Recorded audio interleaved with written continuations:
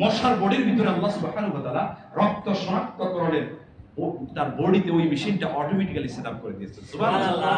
একটা মশা মানুষের বডিতে পড়ার ন্যানো সেকেন্ডের ভিতরে টের পায় এই রক্ত এ পজিটিভ না বি পজিটিভ নাকি ও নেগেটিভ। সব মশা সব রকম রক্ত খায় না।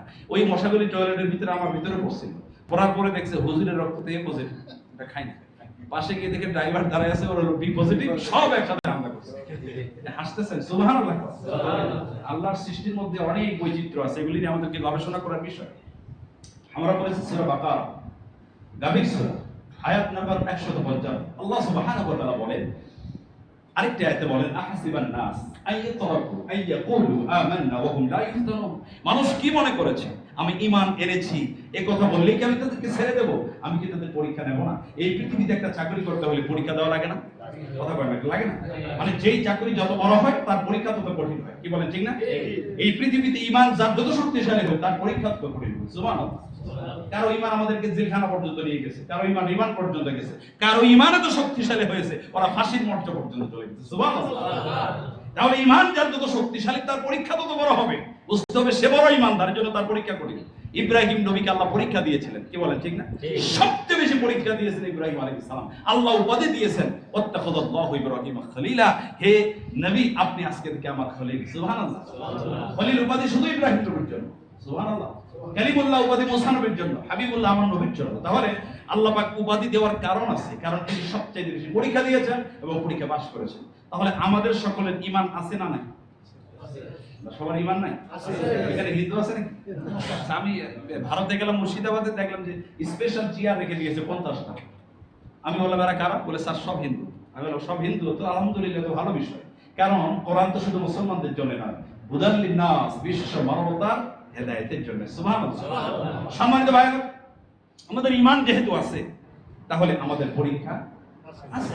ঈমান আছে যার পরীক্ষা আছে, ঈমান নাই যার পরীক্ষা নাই। লেখাপড়া করে যারা পরীক্ষা হয় তাদের, লেখাপড়া নাই যার স্কুল কলেজ নাই ওর কোনো পরীক্ষাও নাই। তাহলে ঈমান যেহেতু আমাদের আছে আমাদের পরীক্ষা আল্লাহ বলেছেন ওয়ালা নাবলুওয়ান্নাকুম, অবশ্যই এবং অবশ্যই আমি তোমাদের পরীক্ষা নেব। জান্নাতে যাওয়ার জন্য পরীক্ষার বিষয় হবে মোট 5টা। কয়টা জোরে বলেন তো? মিনাল খাউফ, এক নম্বর পরীক্ষার বিষয়ের নাম হলো ভয়। কি নাম? ভয়। কার ভয়? আল্লাহর ভয়। রাইসুল মুফাসসিরিন ইবনে আব্বাস আয়াতের তাফসীর করতে গিয়ে বলেন খাউফুল আদু, শত্রুর ভয়, বাতিলের ভয়। পৃথিবীতে হক এবং বাতিলের লড়াই হলো চিরন্তন। ঠিক না? ঠিক। পৃথিবীতে যখনই কেউ হকের দাওয়াত নিয়ে এসেছে তার বিরুদ্ধে বাতিল শক্তি এসেছে। মুসা নবী দাওয়াত দিয়েছেন হকের পক্ষে, বাতিল শক্তি ছিল ফিরআউন। ইব্রাহিম নবী হকের পক্ষে দাওয়াত দিয়েছেন, বাতিল শক্তি নমরুদ। বিশ্ব নবী দিয়েছেন হকের দাওয়াত, বাতিল শক্তি আবু জেহেল, আবু সুফিয়ান, উতবা সাইবা। এখন আবু জেহেল নাই, নমরুদ নাই, হামান নাই, কারুন নাই, ফিরআউন নাই, কিন্তু তার নাতিপুতিরা আছে। কি বলেন, ঠিক না?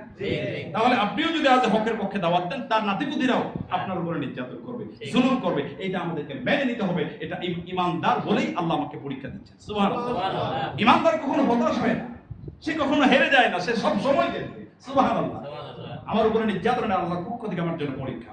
আল্লাহ পরীক্ষা দিয়েছেন মুসা নবীকে, পরীক্ষা দিয়েছেন ইব্রাহিম আলাইহিস সালামকে। ইয়া নারু কুনি বারদান ওয়া সালামান আলা ইব্রাহিম, সূরা আম্বিয়ার 69 নম্বর আয়াত। এই আয়াতের তাফসীর করেছেন তাফসীরুল কাসিম। যখন ইব্রাহিম আলাইহিস সালামকে আগুনের ভিতরে নিক্ষেপ করে দেওয়া হবে, আল্লাহর পক্ষ থেকে একদল ফেরেশতা ইব্রাহিম নবীর সামনে এসে দাঁড়িয়ে বললেন, নবী আপনাকে 40 দিন পর্যন্ত প্রজ্বলিত আগুনের ভিতরে নিক্ষেপ করে দেওয়া হবে। আপনি যদি চান এই মুহূর্তে আপনাকে বাঁচার জন্য আমরা সাহায্য করতে পারি। ইব্রাহিম নবী হেসে হেসে বললেন, আল্লাহর ফেরেশতারা তোমরা আমাকে কেমনে সাহায্য করবা? সাহায্য করার মালিক তো আল্লাহ। সুবহানাল্লাহ। এই আগুনের তো কোনো পাওয়ার নাই, আমার আল্লাহ যদি না চায় আগুন তো আমাকে জ্বালাতে পারবে না। এর নাম হলো ঈমান। আমার ঈমানও তো এরকম। কি বলেন, আমাদের এরকম না? আমরা তো বিপদ আসলেই লাইন ঘুরে দিই, সুবিধাবাদ জিন্দাবাদ। হুজুর অবস্থা খুব খারাপ। আমি বলি ভালো ছিল না কখন ভাই? যখন মুসা নবী দাওয়াত দিত তখন তো আরো খারাপ, তখন ক্ষমতায় ফেরাউন। কথা কয় নাকি? ফেরাউন আউন চালু করেছে, ইউদাব্বিহু আবনাহুম ওয়া ইস্তাহয়ি নিসাহুম, সূরা কসস 4 নম্বর আয়াত। সমস্ত পুরুষদেরকে জবাই করে দাও, বাচ্চাদেরকে, পুরুষ ছেলেদেরকে আর মহিলাদেরকে বাঁচায় রাখো। কারণ পুরুষ ছেলে যদি জন্মগ্রহণ করে তাহলে মুসা নবী আসতে পারে। ৭০,০০০ বাচ্চাকে জবাই করে হত্যা করেছে, কিন্তু মুসাকে আশা ঠেকাতে পারেনি। সুবহানাল্লাহ। কবে শুধু আসে নাই, ওর বাড়িতে ওর কোলে ভিডিও করে মানুষ করে। আল্লাহ ওমাকার ওমাকার আল্লাহ আল্লাহু খায়রুল মাকিরিন। আল্লাহু আকবার। ছোট্ট বাচ্চা মুসা নবীকে কোলে নিয়ে আদর করে আব্বাদের একটু সুমা দেই। ও বাচ্চা ছোট হলে কি হবে? তো ভবিষ্যতের নবী। কথা কন না, নরম না গরম? আমাদের মতো গরম। যেটা বেশি গরম হতো ডান্ডা দিয়ে ঠান্ডা করে দিয়ে এক থাপ্পড় বসাই দিয়ে ফেরাউনের গালে। ফেরাউন চিন্তা করে ঘটনা কি, বাচ্চার বয়স তো 6 মাস, কিন্তু থাপ্পড়ের পাওয়ার তো 60 বছর। কি বলে ঠিক না? এত ছোট বাচ্চা এত জোরে থাপ্পড় দেয় কেমনে? প্রধান ওজির হামানকে ডাকছে। হামান ডেকে বলে, স্যার আপনি কি বলেন? এরকম 6 মাসের বাচ্চা কোলে নিলে 2-4টা থাপ্পড় তো এমনিতেই খাওয়া লাগে। বাচ্চা কোলে নেবেন, থাপ্পড় দিবে, চশমা টানবে, এটাই তো বাচ্চার কাজ।